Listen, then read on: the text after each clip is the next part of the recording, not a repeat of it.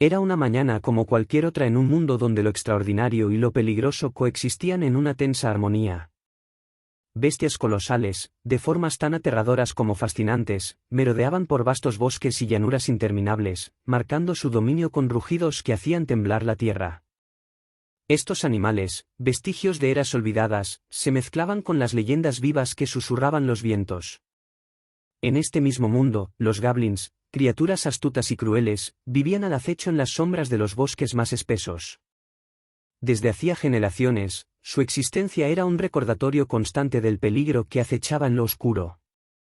Se sabía que estas criaturas tenían un hábito perverso, secuestraban a mujeres de las aldeas cercanas, llevándolas a sus guaridas para un destino que helaba la sangre de quienes oían los relatos de los sobrevivientes.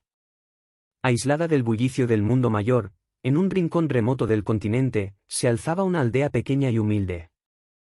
Sus techos de madera y paja resistían el embate de los fuertes vientos que soplaban desde el acantilado cercano. Desde ese borde, el abismo ofrecía una vista interminable del océano, donde las olas rompían furiosas contra las rocas, como si intentaran advertir a los habitantes de lo que se avecinaba.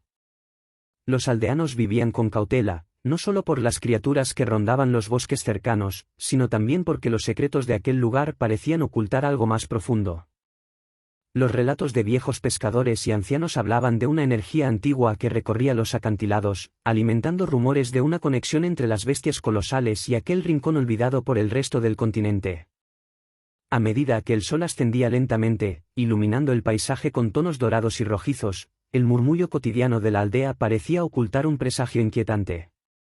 Era una mañana tranquila, sí, pero la calma era tan frágil como el silencio previo a una tormenta. La aldea estaba conformada por un grupo de cazadores.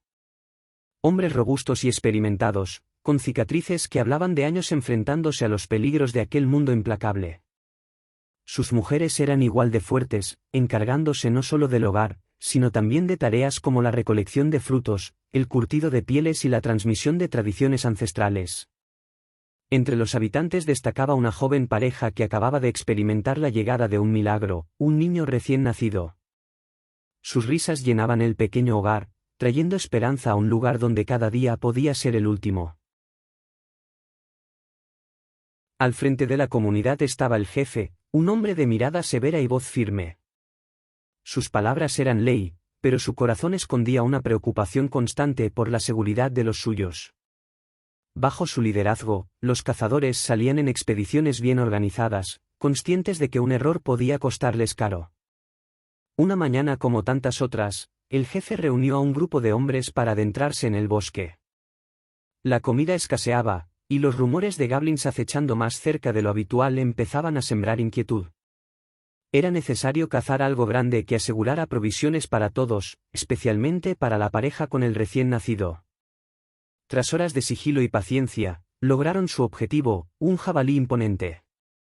La bestia había luchado ferozmente, pero la habilidad y el trabajo en equipo de los cazadores triunfaron.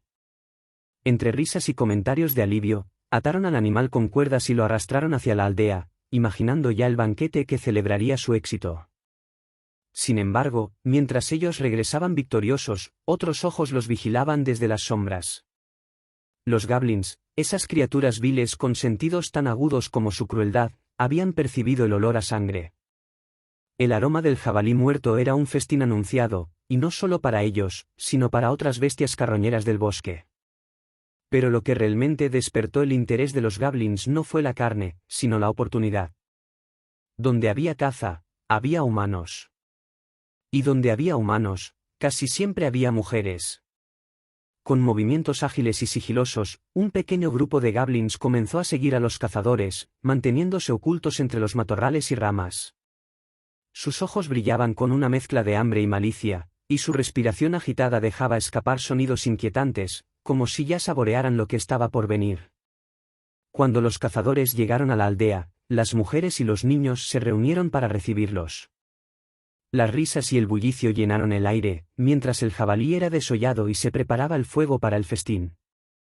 Nadie notó los movimientos en la distancia, la sombra de una amenaza que se acercaba sigilosamente bajo el manto del atardecer. Esa noche, mientras el jabalí se cocinaba y las historias de la cacería se compartían alrededor del fuego, los goblins aguardaban.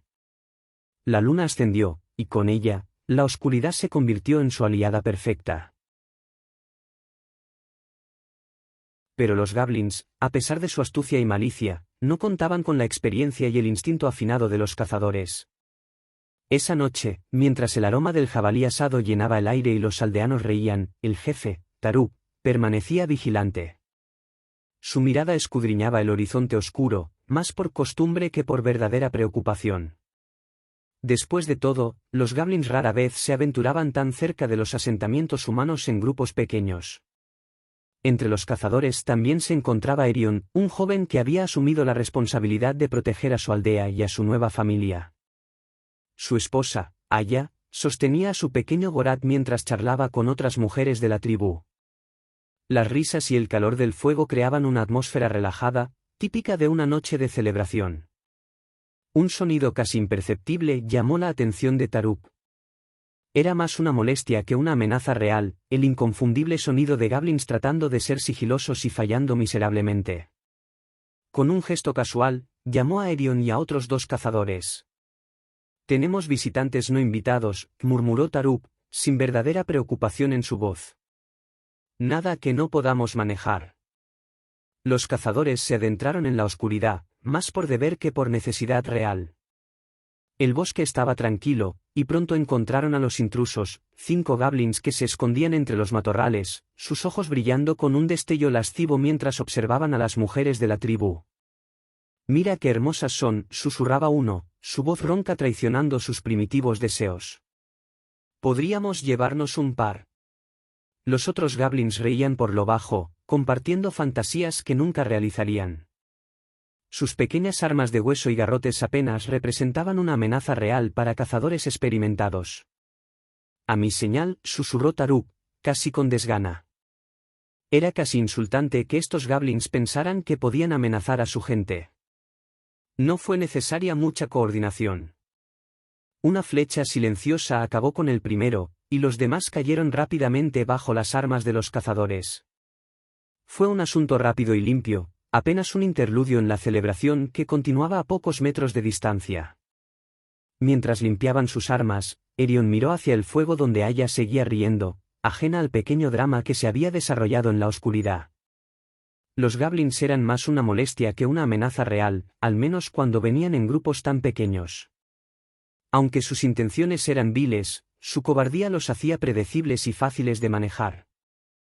«Volvamos a la celebración», dijo Taruk, enfundando su cuchillo. «Pero mantén un ojo en el bosque. Donde hay 5 goblins estúpidos, puede haber más». Al día siguiente, en las profundidades del bosque envuelto en la niebla del amanecer, un grupo de goblins se encuentra persiguiendo a su presa, un venado de proporciones extraordinarias. La bestia destaca no solo por su tamaño superior al normal, sino por su imponente cornamenta que se extiende como las ramas de un árbol antiguo, rozando la vegetación mientras huye. Los goblins, mostrando una astucia poco común, han organizado la cacería en una formación triangular precisa. 3 de ellos, armados con lanzas toscas de madera y piedra, mantienen la presión frontal, mientras otros 2 se mueven ágilmente por los flancos, cerrando cualquier ruta de escape. La persecución se intensifica cuando el venado salta sobre troncos caídos y atraviesa pequeños arroyos, demostrando una agilidad sorprendente para su tamaño. Los goblins responden coordinándose mediante silbidos y gestos, algunos tomando atajos estratégicos mientras sus compañeros mantienen la presión directa sobre la presa. El momento decisivo llega cuando logran acorralar al venado contra una formación rocosa. Con movimientos practicados, despliegan redes tejidas con fibras del bosque que habían preparado con anticipación. El venado, a pesar de su fuerza y tamaño, cae en la trampa preparada. Los goblins, trabajando en perfecta sincronía, aseguran rápidamente a su presa, listos para transportar este valioso botín de vuelta a su territorio. De vuelta en la aldea, Taruk convocó a 2 de sus cazadores más sigilosos, Khan, conocido por su capacidad de moverse entre las sombras sin ser detectado, y Morrik, el mejor rastreador de la tribu. La misión era clara: adentrarse en el bosque y descubrir de dónde venían estos goblins. «No tomen riesgos innecesarios», les advirtió Taruk, su voz grave cargada de experiencia. «Si encuentran algo, vuelvan de inmediato». Los dos hombres se internaron en el bosque cuando el alba apenas comenzaba a teñir el cielo. Avanzaron durante horas, siguiendo las débiles huellas y marcas que los goblins habían dejado en su retirada. El rastro los llevó cada vez más profundo en el bosque, donde los árboles crecían tan juntos que apenas dejaban pasar la luz. Kant y Morris, dos guerreros tribales conocidos por su habilidad como rastreadores, avanzaban con cautela por el bosque ancestral. El lugar parecía estar vivo, cada rincón vibraba con una energía primigenia. Los árboles eran tan antiguos y robustos que sus troncos parecían torres, con raíces gruesas y nudosas que rompían la superficie del suelo como si buscaran acariciar el aire. El suelo estaba alfombrado de hojas húmedas y musgo, y el aroma a madera y tierra mojada impregnaba el ambiente. Al observar las huellas en el suelo, profundas y extrañamente alargadas, intercambiaron miradas silenciosas. Algo grande había pasado por allí, algo que no podían identificar de inmediato.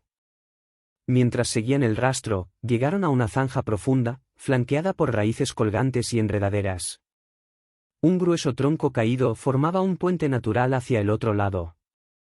Morris cruzó primero, con movimientos fluidos y ágiles, mientras Kant vigilaba el entorno. En las sombras de las copas de los árboles, vieron siluetas que se movían con gracia inquietante. Eran enormes aves, de plumajes oscuros que destellaban reflejos azulados y verdes bajo la luz que se filtraba. Sus ojos brillaban con inteligencia, y sus graznidos resonaban como ecos lejanos. Más adelante, al levantar la vista, ambos se detuvieron en seco. Desde las ramas más altas colgaban serpientes gigantes, sus cuerpos escamosos enroscados con precisión letal. Una de ellas deslizó lentamente su cabeza hacia abajo, sus ojos amarillos centelleaban mientras observaba a los intrusos. Kant hizo una señal a Morris para que se movieran sin hacer ruido, sus pasos ligeros como sombras. A medida que avanzaban, el bosque parecía volverse más denso, como si los árboles se inclinaran hacia ellos para observarlos. El rastro que seguían empezaba a cambiar, marcas en los troncos y tierra removida sugerían que aquello que perseguían no solo era grande, sino también inteligente. Las aves seguían su camino desde arriba, sus movimientos casi coordinados, y las serpientes permanecían inmóviles, como guardianas de un secreto profundo. A lo lejos, un extraño sonido llegó hasta ellos, una mezcla entre un gruñido grave y un susurro, que hizo que ambos guerreros aferraran con fuerza sus armas. Kant murmuró en voz baja. Lo que estamos siguiendo no es una presa común. Este bosque guarda algo más grande que nosotros.